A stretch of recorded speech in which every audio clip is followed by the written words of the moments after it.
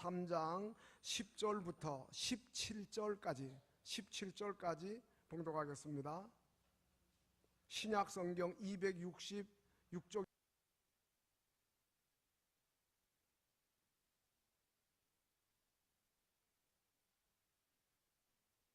다른 이가 그 위에 세우나 그러나 각각 어떻게 그 위에 세울까를 조심할지니라. 이 닦아둔 것 외에 능히 다른 터를 닦아둘 자 없으니 이 터는 곧 예수 그리스도라. 만일 누구든지 금이나 은이나 보석이나 나무나 풀이나 지푸로 이 터 위에 세우면 각 사람의 공적이 나타날 터인데 그날이 공적을 밝히리니 이는 불로 나타내고 그 불이 각 사람의 공적이 어떠한 것을 시험할 것임이라. 만일 누구든지 그 위에 세운 공적이 그대로 있으면 상을 받고 누구든지 그 공적이 불타면 해를 받으리니 그러나 자신은 구원을 받되 불 가운데서 받은 것 같으리라. 너희는 너희가 하나님의 성전인 것과 하나님의 성령이 너희 안에 계시는 것을 알지 못하느냐. 누구든지 하나님의 성전을 더럽히면 하나님이 그 사람을 멸하시리라. 하나님의 성전은 거룩하니 너희도 그러하니라. 아멘. 시온 찬양대의 찬양으로 하나님께 영광을 돌리겠습니다.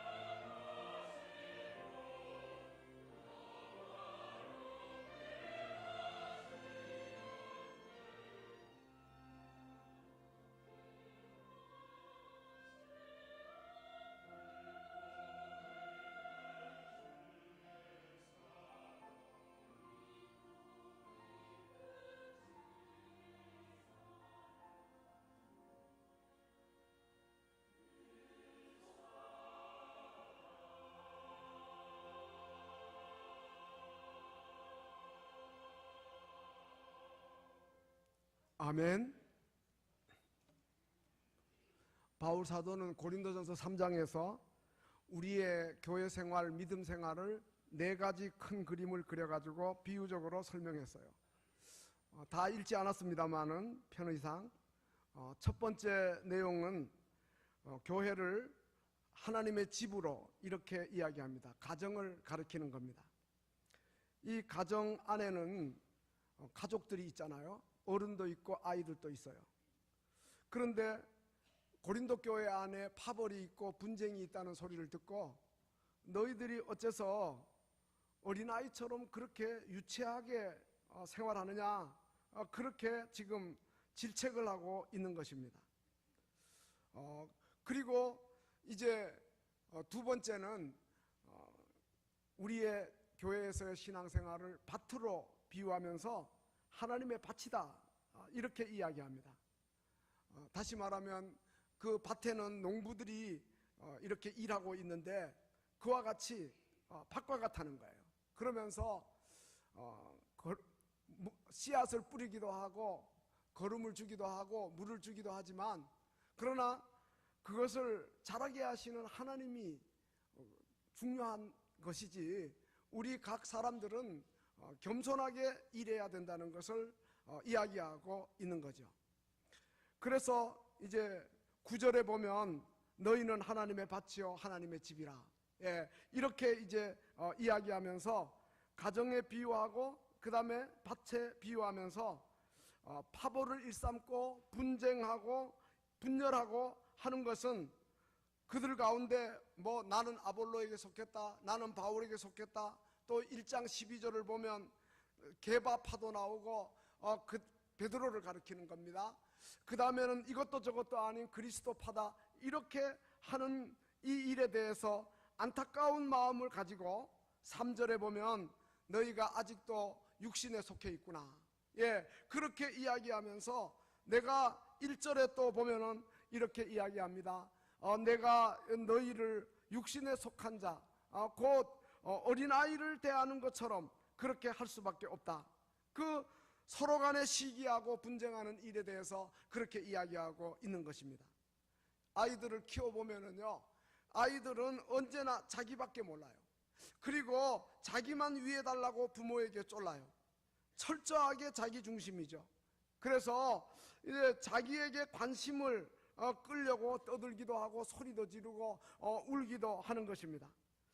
바울은 성도들에게 당부하기를 제발 어린아이 일을 좀 버리라, 좀 어른스럽게 그리스도의 장성한 분량에 이르러서 장성한 모습을 보여라. 그것이 바로 서로 사랑하고 격려하고 이해하고 용서하고 용납하는 성숙한 삶이라는 것을 이야기하고 있는 거죠.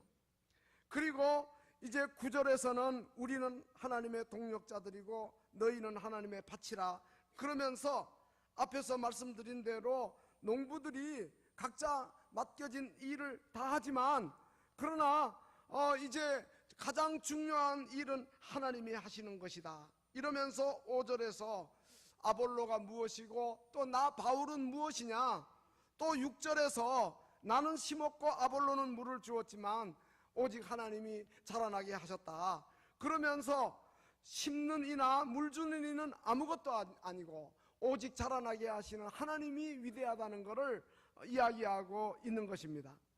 바울은 자기가 씨앗을 뿌리고 심듯이 복음 전하고 교회를 설립했고, 그 다음에 아볼로는 성경 지식이 많아가지고 많은 사람들을 잘 가르쳤지만, 그러나 바울이나 아볼로는 아무것도 아니고 오직 하나님이 위대하시다, 이렇게 이야기하고 있는 것을 보게 됩니다. 그 다음에 세 번째 오늘 본문인데 우리의 믿음 생활을 건물을 짓는 데다가 비유하고 있습니다. 그래서 10절에 보니까 내게 주신 하나님의 은혜를 따라 내가 지혜로운 건축자와 같이 그랬습니다. 그래서 오늘 아침에 지혜로운 건축자라는 제목으로 말씀을 드리려 하는 것입니다.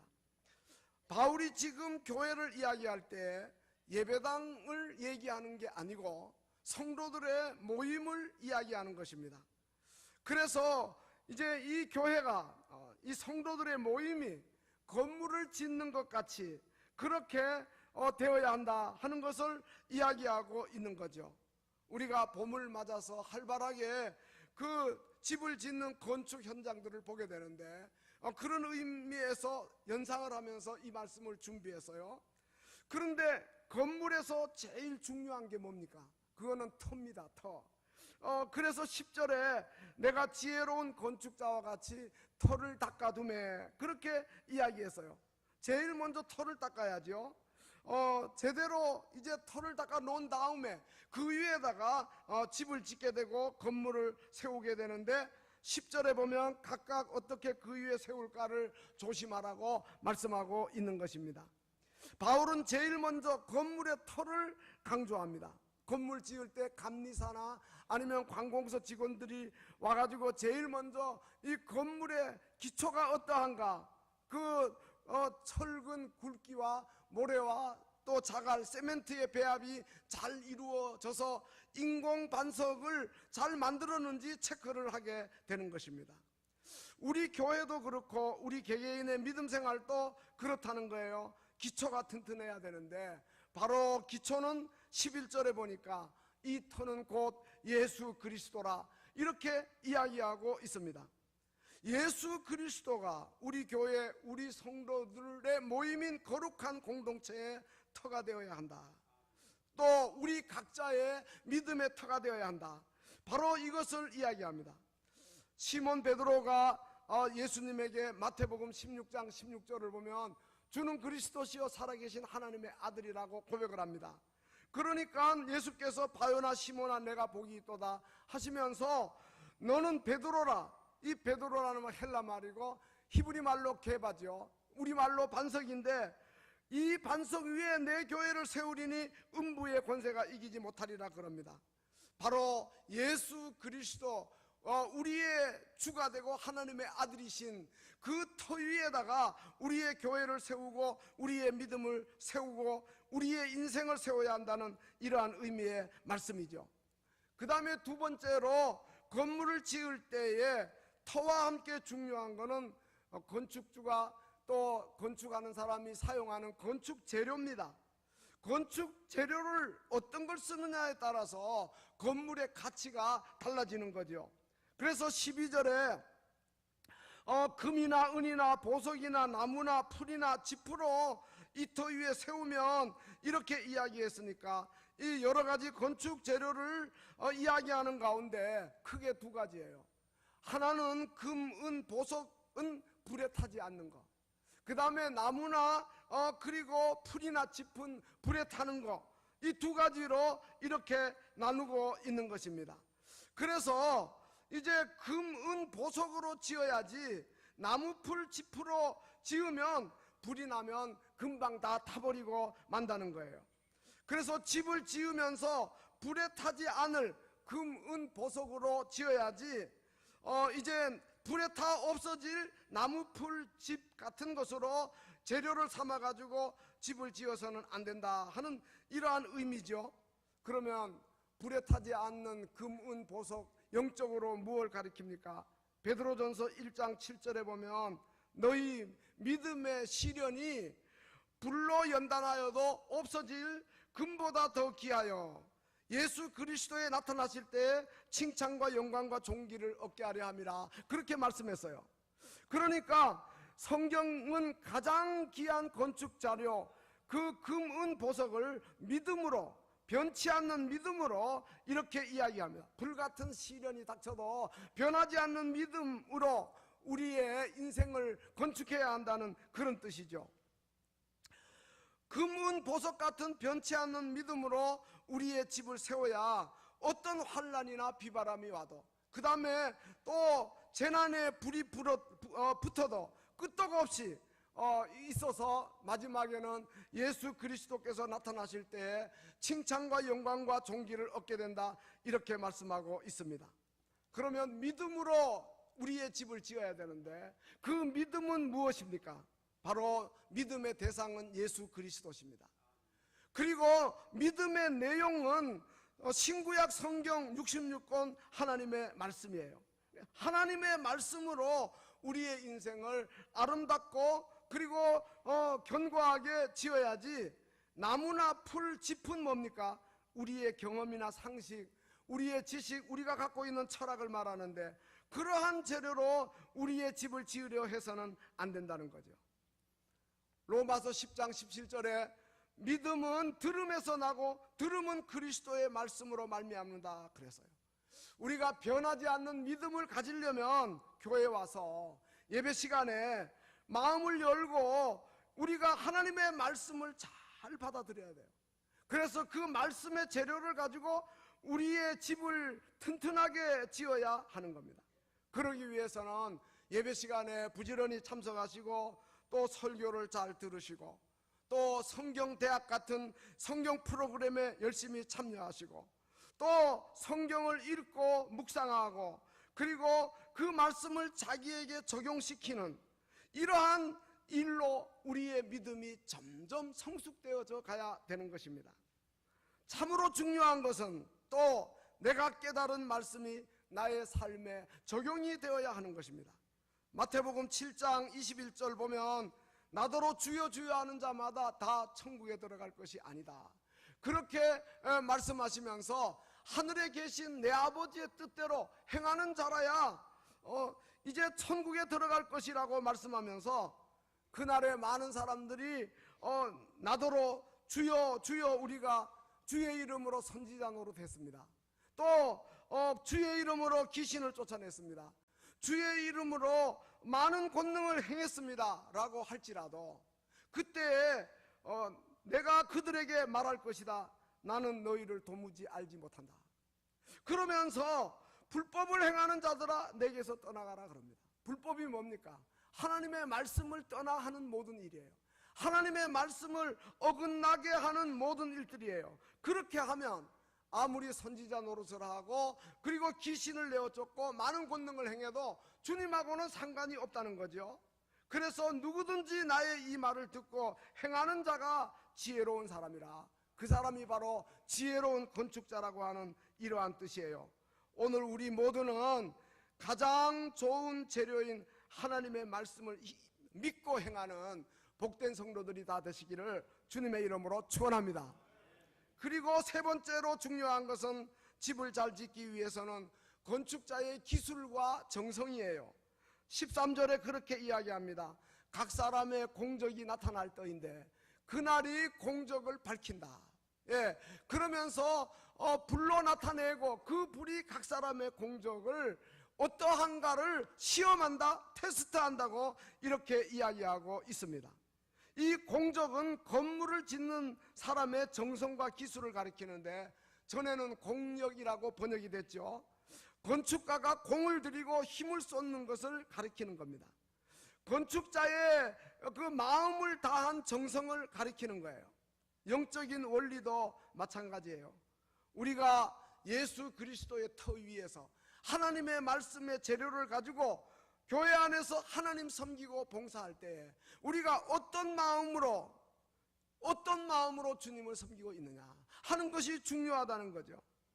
사람들 보기에 아무리 굉장한 것처럼 보여도 마지막 날 심판의 불이 나타나면 타버릴 거는 타버리고 그리고 끝까지 남게 될 것은 또 남아서 보존될 것인데 오늘 우리는 어떠한 사람이 되어야 되겠느냐.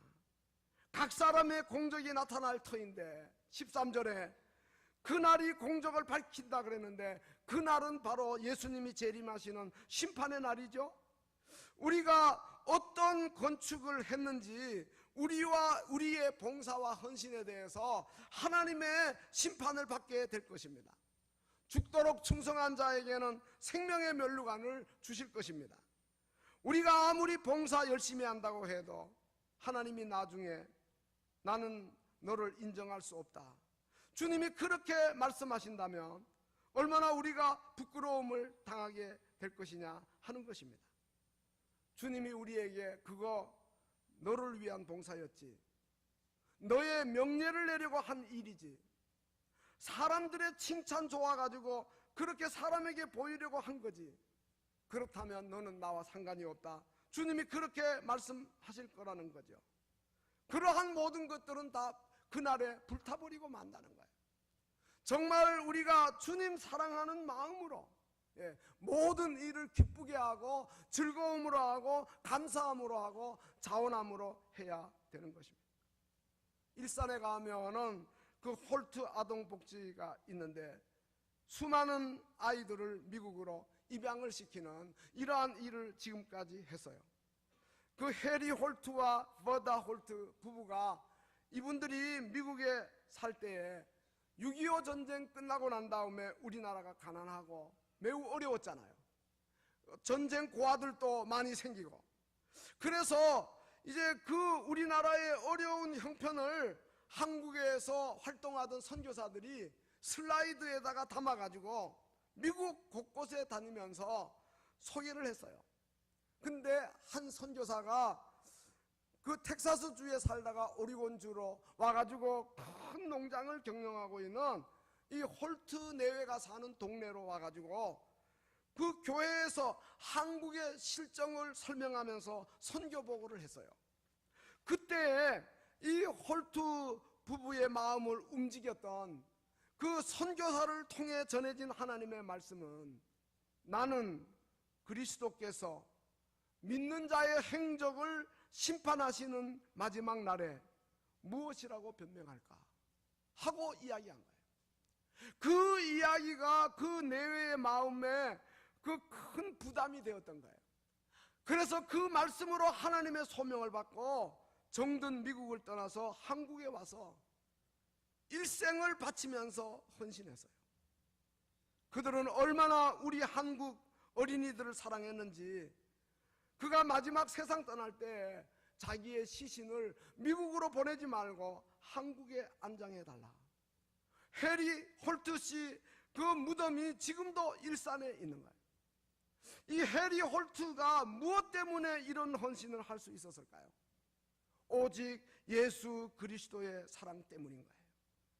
그러므로 홀트의 공적은 마지막 날 불로 시험한다 해도 불에 타 없어질 것이 아니고, 분명히 예수 그리스도께서 나타나실 때 칭찬과 영광과 존귀를 얻게 되고 생명과 그러한 영광의 면류관을 받게 될 것입니다.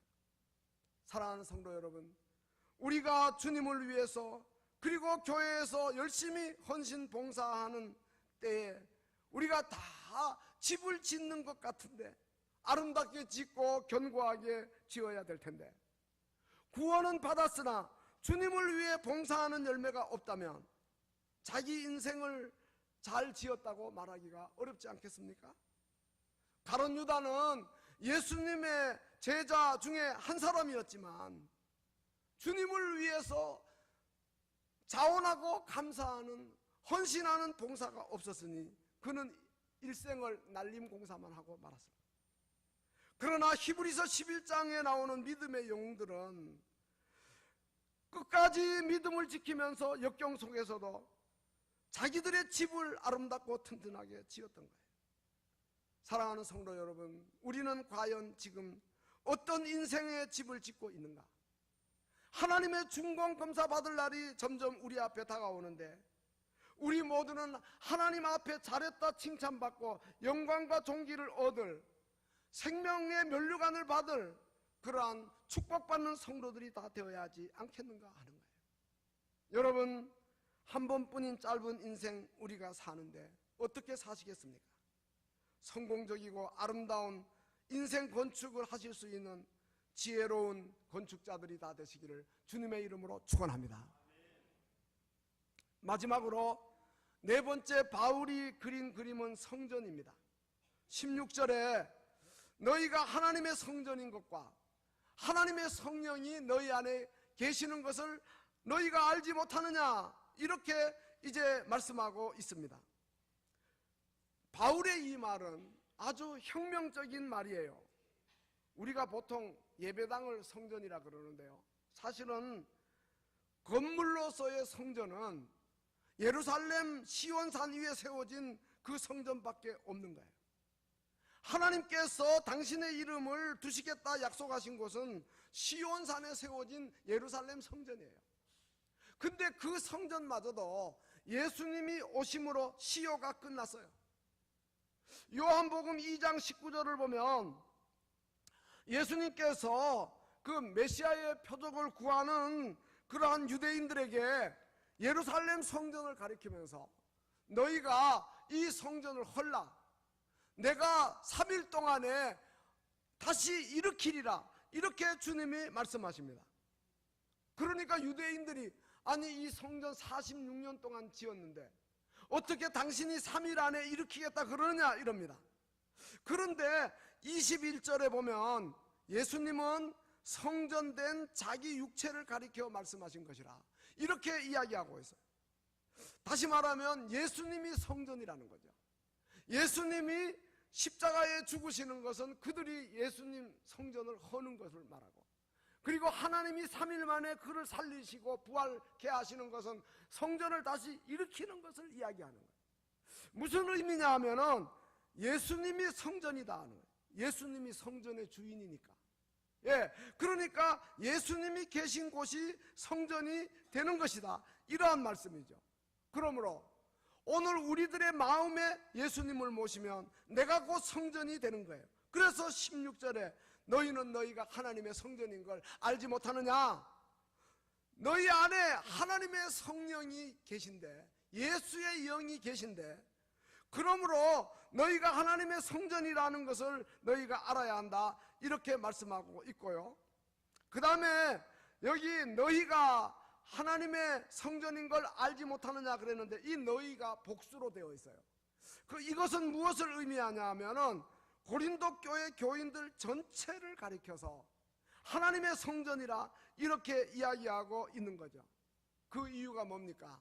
마태복음 18장 20절에 보면 예수님이 두세 사람이라도 합심하여서 모여서 기도하고 그러면 하늘에 계신 너희 하나님 아버지께서 그들 가운데 있겠다, 이렇게 말씀하시잖아요. 그러니까 바로 예수님이 계시면 성전이 된다 하는 이러한 의미가 되는 거죠. 그래서 우리가 주일날 예배를 위해 모였습니다. 바로 이 건물이 아니고 여기 모인 우리 모두가 하나님의 성전이 되는 것이고, 또 이제 우리가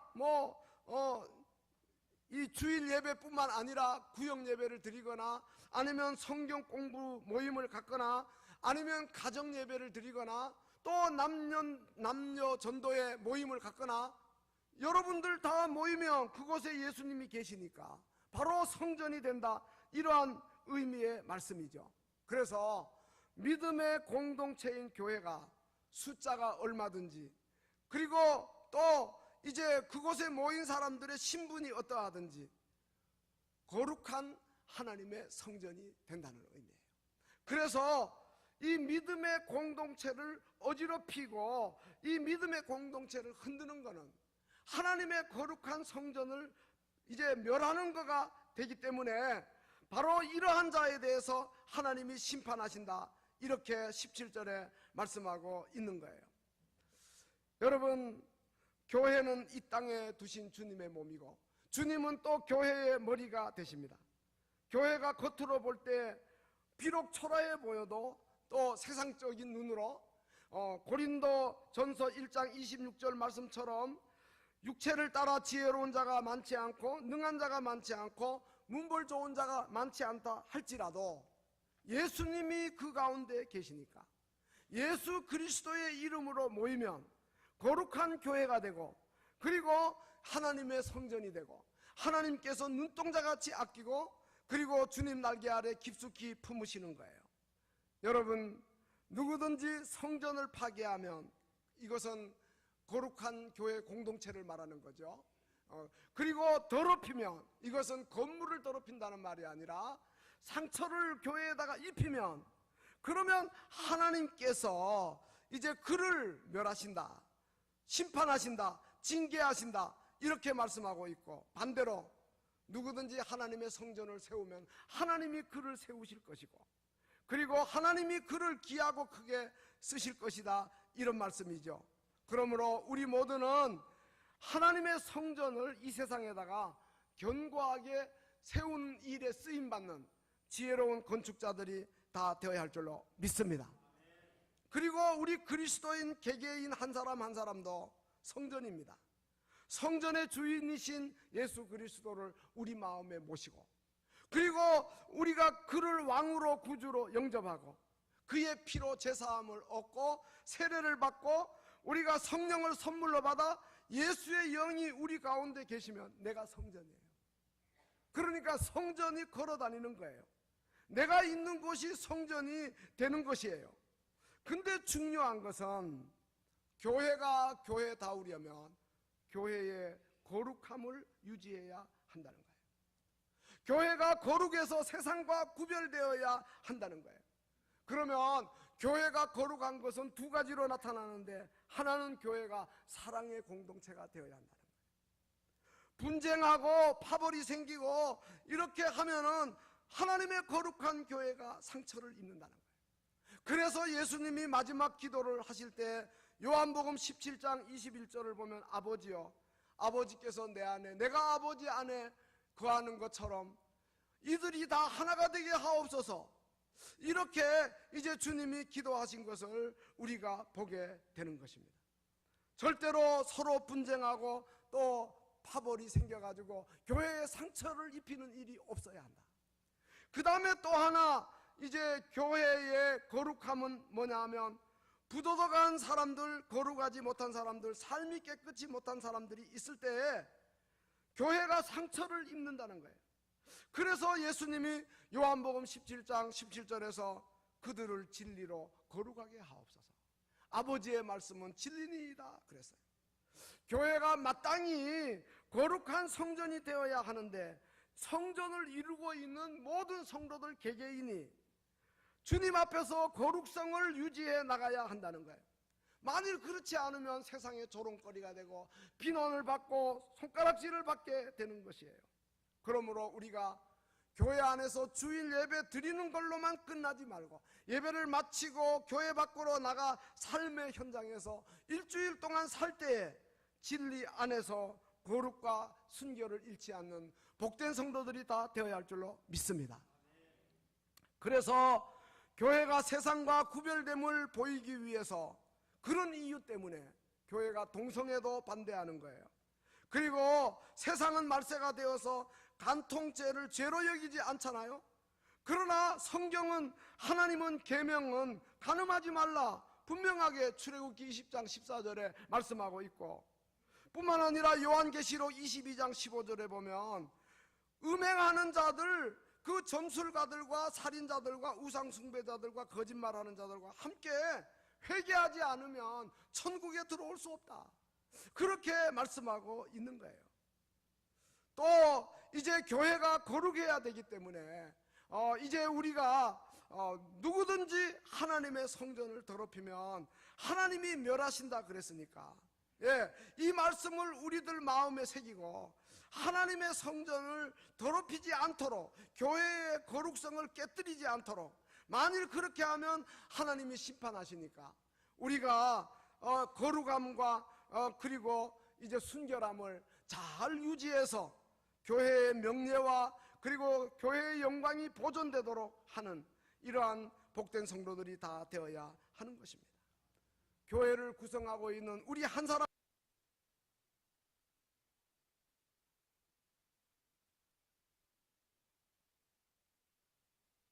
만드느냐 하는 책임이 우리 모두에게 있는 것입니다. 바라기는 이제 하나님의 교회가 영광스러워지도록, 나 자신뿐 아니라 그리고 우리가 모여있는 이 공동체가 거룩함을 나타내고 순결함을 나타내서 교회가 세상과 구별되다고 하는 것을 드러내는, 이렇게 하나님의 교회를 세워가는 지혜로운 건축자들이 다 되어야 할 줄로 믿습니다. 기도하시겠습니다.